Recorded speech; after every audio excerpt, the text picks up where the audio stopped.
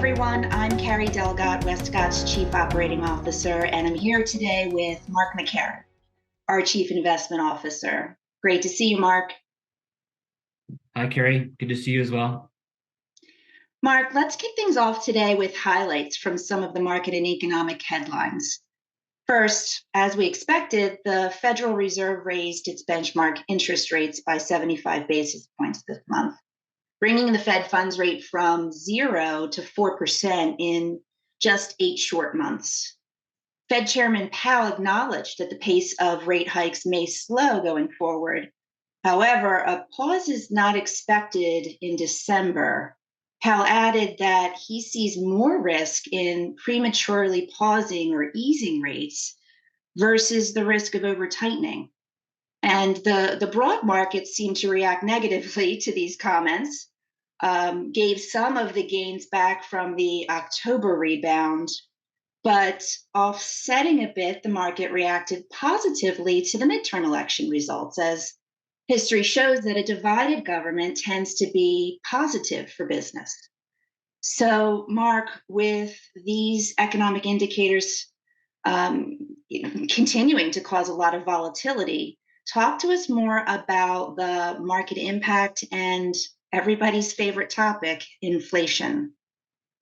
Yeah, thank you, Carrie. There's a lot of moving pieces, as you mentioned, from inflation to what the Fed's going to say to what the midterms suggest. So we'll talk through all of that today in our update and talk a little bit about how that impacts our views going forward.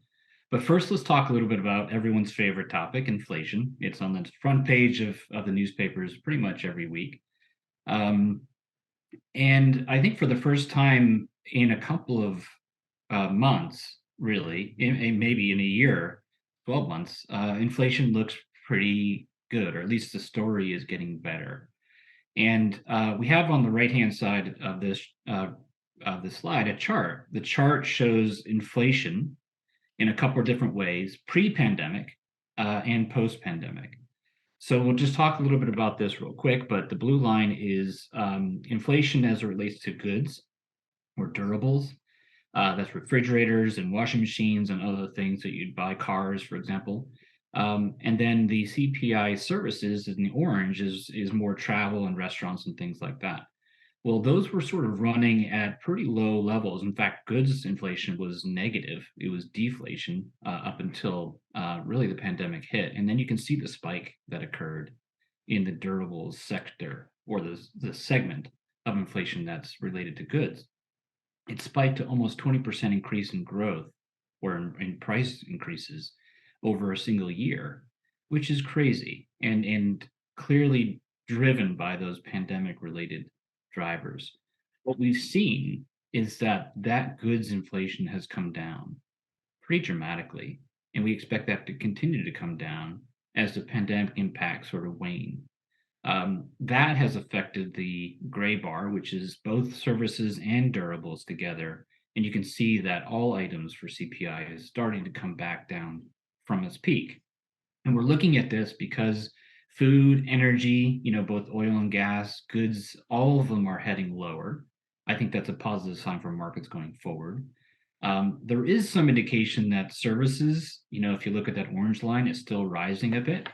And they're rising a bit because the components of that services CPI include like house prices and rents. Those are the two biggest components.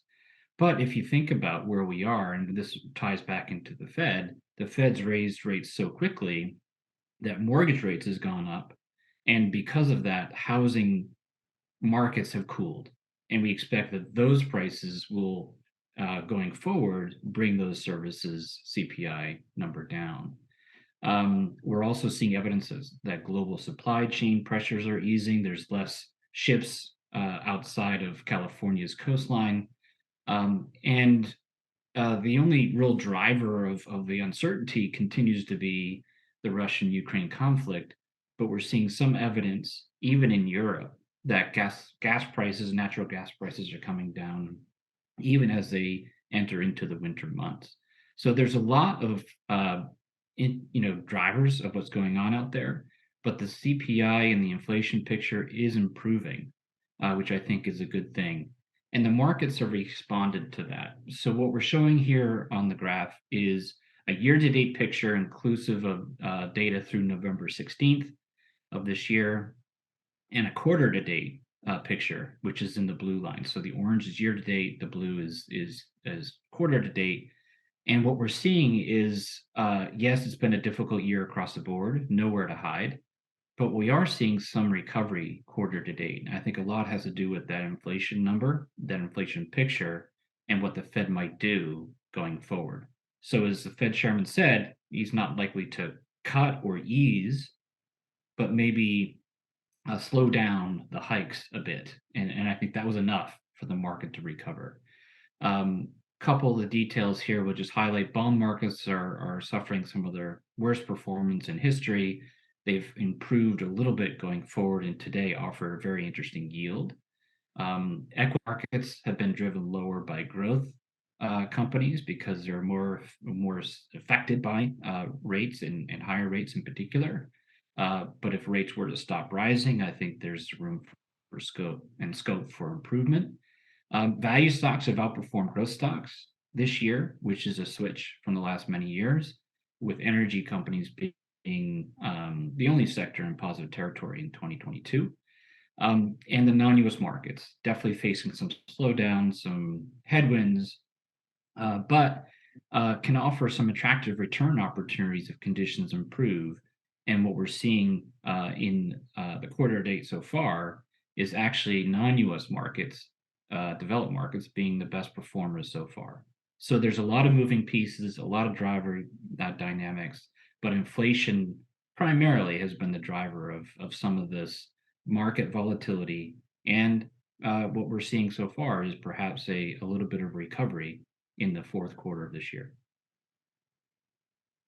Terrific. So, speaking of recovery, as we already mentioned, the markets did react positively to the results of the midterm election, given a divided government tends to be positive for business due to the lack of control, preventing either party from doing anything too extreme. Many had expected the outcome to be a red wave, but the results were much more balanced. What would you add to this topic? Yeah, it's a great point. Politics comes up quite often in what should the markets do under a certain environment, what shouldn't they do? A divided government tends to do and support, the market because of those reasons you mentioned. What we have here is the results as of last week. The Senate equally divided. We're still waiting for the runoff on December 6th in Georgia. And we've highlighted the House split 218 for Republicans, 211 for Democrats. That was last week's number. Of course, there's more to go, but in general, this is a picture of a very divided government. And we've done some looking backward, if you will, sort of what's going on in the markets.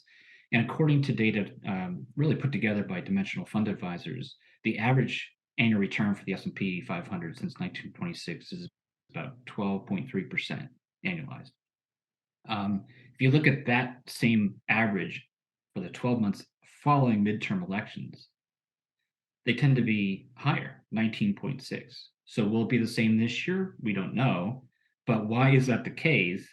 Midterm elections tend to sort of provide some clarity to investors, at least for the next 2 years. And if you look at the tax legislation that might affect markets, which is probably the most direct thing that could affect markets, it's unlikely to be significantly different over the next 2 years. And I think that's what the market's responding to. Great. So, before we get to the outlook, let's touch on another very hot and volatile topic. Cryptocurrencies again hitting the headlines in a big way, not positively. But why don't you tell us a little bit more about what's going on in the world of crypto, and then bring us home with an outlook on 2023? Yeah, easier said than done. What's going on in the world of crypto? It's a very interesting area. It's a nascent industry, as we mentioned here, but the jury's still out of whether this is going to be a long-lasting feature of global finance going forward. But basically what we're seeing is Bitcoin, which is the largest cryptocurrency in the market, falling 65% this year from its high. Actually, not even from its high. In fact, from where it started the year, it was even higher at the end of last year. And I've compared it to the US dollar, which is a currency that we're all very familiar with. And the idea behind crypto, in part, was if you lose confidence in the basic currencies of the US dollar, the pound, euro, then this is a good alternative. Well, what we found is when rates increase, they get higher, at least in the US market, they've gotten higher. This has actually driven the dollar to be more valuable relative to where it was before, relative to other currencies, if you look at it versus the pound and euro specifically, but even against cryptocurrencies, which are more volatile and less understood, the market declined pretty dramatically. So the dollar price of Bitcoin fell 65% this year. And that put pressure on FTX, which is in Coinbase and other crypto trading platforms. And these trading platforms, again, because of the industry it's in, have been found out to be fraudulent. They have poor governance, lack of transparency. And it's because of these concerns that we continue to view Bitcoin and the broader cryptocurrency market as very speculative and something that we're not putting client assets in, client portfolio allocations in, even though back in 20 and 21, that was all the rage. That was a place to do it. We still want to be thoughtful about this, but at the same time, the Bitcoin and cryptocurrency crash again this year just highlights the concerns and the issues with investing in something that is not fully understood. So all of that said, there's a lot of things out there, but the outlook. So we're moving into a 2023 outlook, but I think market volatility could persist for the remainder of this year because of the uncertainty around inflation. But if inflation does begin to moderate, we can focus on the labor market in the US, which is beginning to slow down a little bit, which is the intention of the Fed to slow that down, to cool that off. We don't expect a recession necessarily in 2023 because some of the changes that we're seeing in the monetary policy, the interest rate hikes, have not really been filtered through yet and take a long time to filter through to the rest of the economy. We could see some of that weakness come in 2024 because that's when the higher borrowing costs will start to impact growth. And we're relatively positive or at least constructive on the markets going forward, and that really drives home our view that we think that inflation will soften without increasing unemployment dramatically, and that would be a positive for financial markets. Thank you, Mark. As always, great update. If you have any questions or would like to discuss any of the topics we've covered in our webinar updates, please feel free to reach out to Mark or your advisor, and thanks for your trust in Wescott.